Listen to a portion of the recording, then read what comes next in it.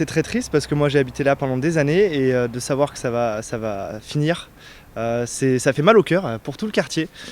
Mais bon, après, vous voyez, c'est quand même des bâtiments qui sont relativement vieux, ça a été mal construit, ça a été mal fait, la rénovation va coûter trop cher. Donc vaut mieux en arrêter là et en finir avec ce bâtiment. Mais c'est triste, voilà, c'est triste parce que c'est emblématique de ce quartier, parce qu'on a quand même une super vue malgré qu'on soit dans des HLM. Et c'est triste, voilà, c'est triste.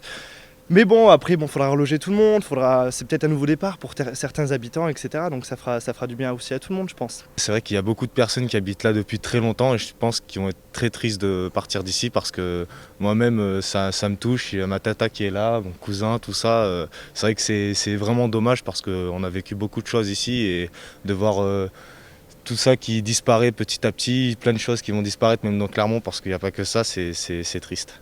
Ça ferait du bien parce que le bâtiment est pourri. De l'extérieur, on ne paraît pas, mais de dedans, c'est pourri.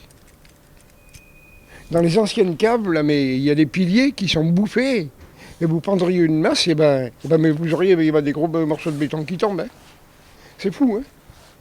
C'est pourri, hein. J'en pense que c'est impossible de démolir la muraille de Chine, sachant qu'on peut pas reloger 450 logements.